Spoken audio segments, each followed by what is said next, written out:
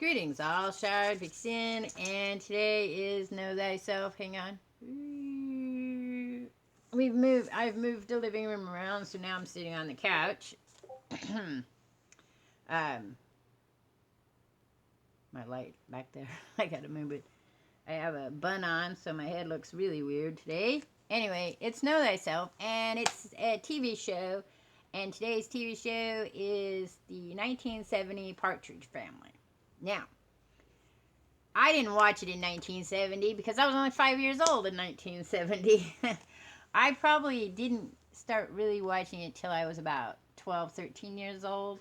And the only reason I say that is because I remember having a crush on, not really David Cassidy. I didn't really have a crush on him, but I got the Beat magazine. I don't know if any of you have ever seen the Beat magazine, but I got the Beat magazine, and which maybe I'll pull those out and show them one of these times because I still have them.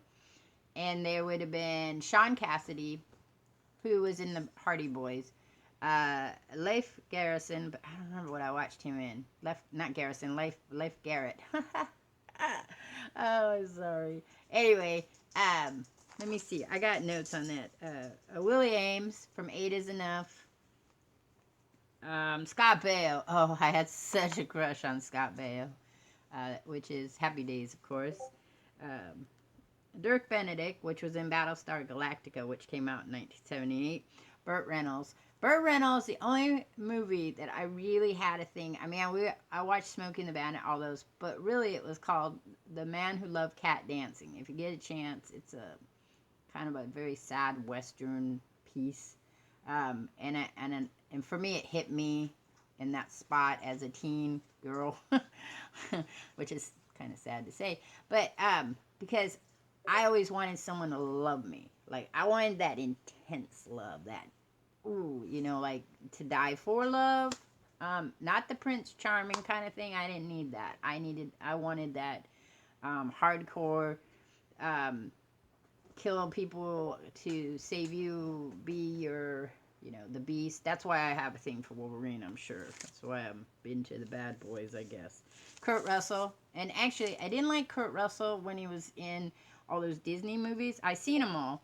I really didn't start liking Kurt Russell probably into the 80s, I want to say, with The Thing and Escape from New York. Those were the movies that, again, that bad boy kind of concept. But I did see him in a movie, and I can't remember the name of it, that when I was 16, and it was the racing car one, but they went across the America, but I don't remember what it is. Anyway, so in 1978, I was 13 years old, and for my birthday, I got my first record player. Like, I listened to radio. It had little ham radios, like, not ham radios, but those little, I don't know what you call them, little AM, FM radios, the ones that had little pocket things. And prior to that, probably about when I was 10 or 11, I got that, and I went around listening to 1970 style pop music. And a lot of the Partridge Family was that kind of music. And my favorite, of course, one of my favorite songs, but in the Partridge Family album, was "I Can Feel Your Heartbeat, but you didn't say a word. I can feel your heartbeat."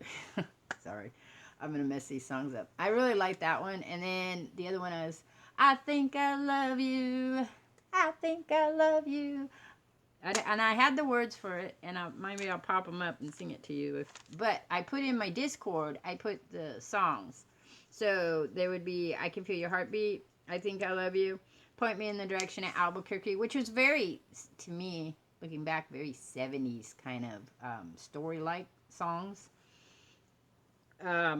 "Someone Wants to Love You," I like that one too. But those were it. I'd listen to those songs over and over and over again. Songs of that time period that were really popular that I liked was like Hot Child in the City, "Because of the Night," "Beast of Burden" by the Rolling Stones, which I wasn't a real big Rolling Stone fan. My mom was a big Rolling Stone fan. And in about 3 years, she started dating a guy who took her to concerts and stuff, and then, you know, those were the things she liked. Um, Love Doesn't Live Here Anymore, which I think somebody else did a remake of it, but I can't remember. And then Cheap Trick. This is 1978's one a time that I discovered Cheap Trick, and they're a band that I listened to, you know, well into the 2000s. And I have their greatest hits. Another one, of course, is Cars. Listened to a lot of Cars all the way through high school and, you know, when I was young. La Freak, which was we were coming into the end of the disco era, but really, I did a lot of skate disco dances where you went and you'd roller skate for the first 2 hours and then you dance for the last 2 hours on the dance thing. And so that one and the one by Kiss and Bay City Rollers, SATURDAY night. But Detroit Rock City was a speed skate for me, you know. That music just made you go, go, go. But when you think about those things, so also the TV shows. So I was watching the Partridge Family as a rerun, but in 1978, Battlestar Galactica came out. Dirk Benedict, he was so cute then. Who then later on went on to do the A-Team, and I'd follow his career, and then he kind of petered out and got old, like all of us. It's funny, if you're older like me and you go and watch these captions of these TV shows, those people now look younger than when they looked older. Like, I was 13 and I was looking at David Cassidy, who was in his 20s, and now when I go back and look at him, he looks like a teen himself. So, in Know Thyself, though, it's not just about, you know, what I was watching or doing, but what was going on inside my head at that time. So, becoming a teenager was really hard on me. Part of the reason is because I have mental health issues and I have a biological disorder for depression. I also have an environmental disorder, which is borderline personality disorder, which I promised to talk about later on down the road. I just haven't got there yet. And also, I'll talk about the depression. I don't believe I have bipolar. I think what they see is the borderline. I do think I do have I do have depression I have probably general depression, which can be a biological disposition for depression and other mental health issues. I've been depressed my whole life. I remember being sad and angry, which is a common thing for children who are depressed, is that sad and angry. But I had a lot of environmental things that were going on too. So when I was 13, though, music became my thing. I listened to music prior to that. Both my parents danced. They would be periodically when they were in good moods. The photo, you know, the stereo would come out. My dad had spent a lot of money on a stereo. He had one of those cabinet stereos. Elvis Presley, all that stuff. I've talked about that before. My parents would get out and they would dance, and we would dance to their music. But then when I was about 12, I have to say 11 or 12, I want to say my grandparents, but it could have been my dad, at the time gave me one of those little battery operated radios, and I would listen to the radios. 13, I was in 8th grade getting ready to go to high school, and there was a big change. 12 and 13, there was a huge change, because what happened is I went to school from kindergarten to about 3rd grade, 4th grade, 3rd grade, at one school. And then they changed the boundaries, and I went to another school from 4th to 6th grade. Then you leave 6th grade to go to a junior high, which was 7th and 8th, and everybody in the area of all the different grade schools came together. And then they split us out again for high school. So 13, I was 8th grade, top of the food chain at that time for 7th and 8th grade. And I was not doing well in school. I mean, I was doing well in school. I was an A, B student, except for my history class. My history teacher and I didn't get along very well. because my mother pissed him off. I had problems when my mother upset my teachers. I did well in school, but when my things.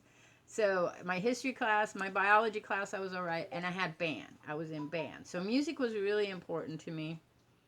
Since I was in 5th grade, I started doing music. But my aunts and my uncles also did music, so it was kind of, somebody was either singing or instruments were being played all the time.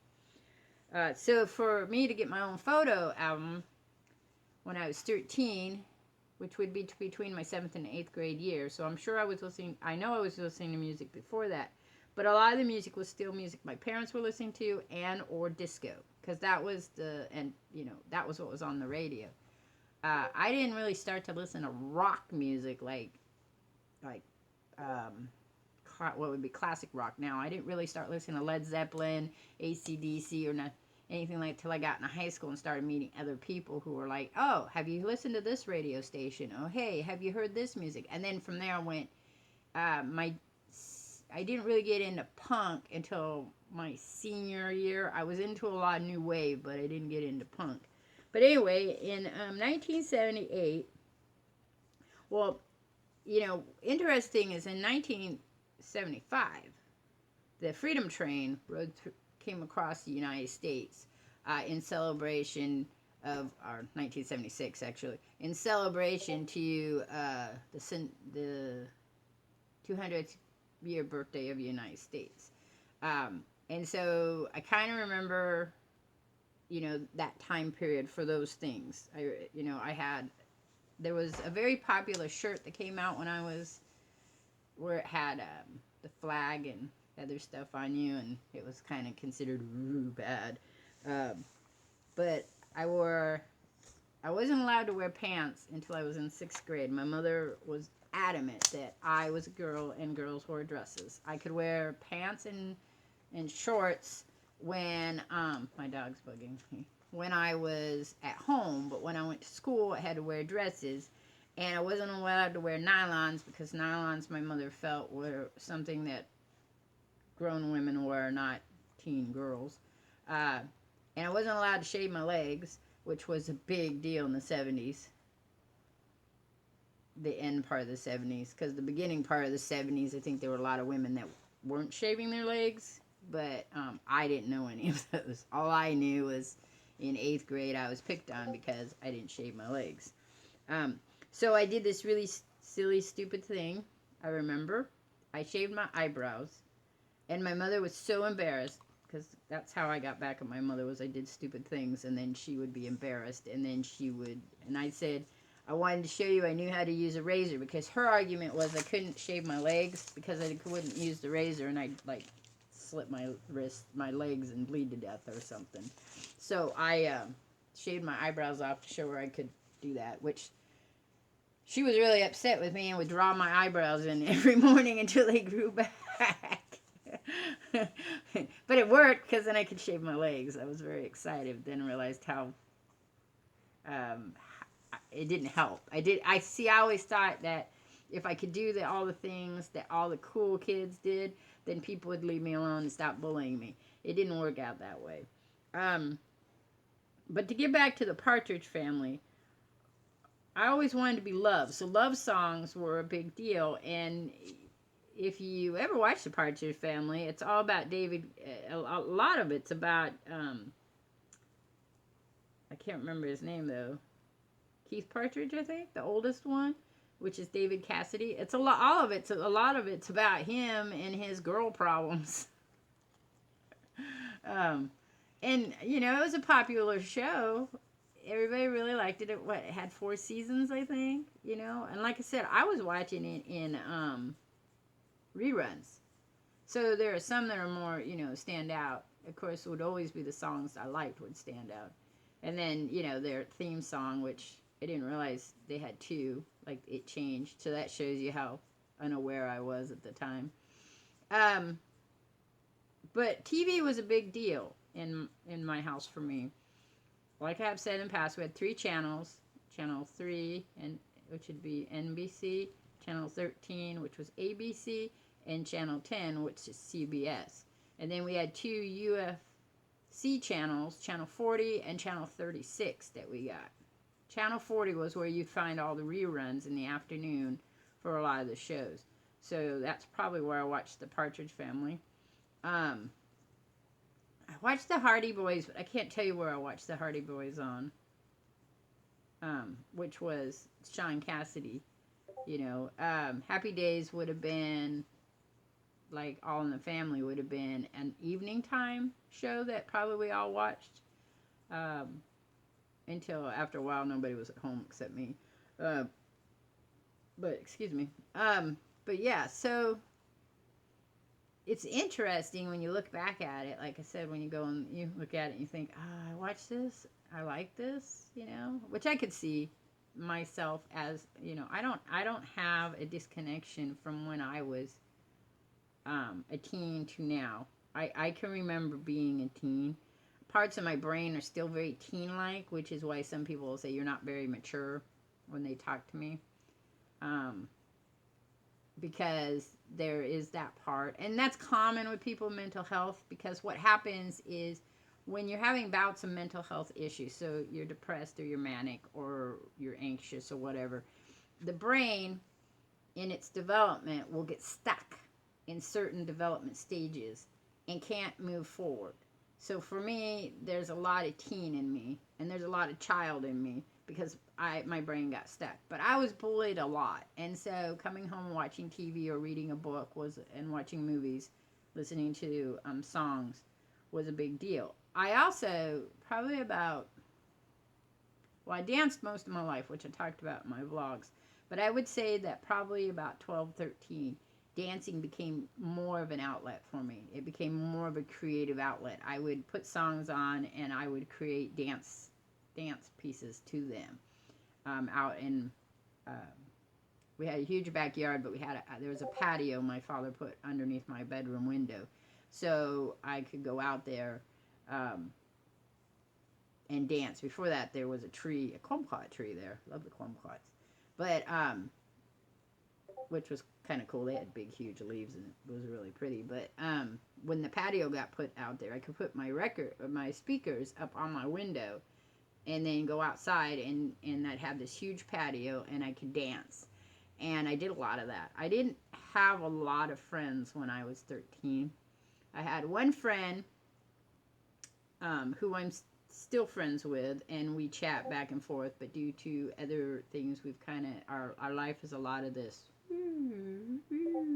and we meet up periodically, and, you know, we both have gone completely, and I think she's probably the only person left that I am close to enough to talk to on the phone or type to, whatever, from that time period. My brother is estranged, and then my mother doesn't remember it very well. She has her own memories in her own bubble.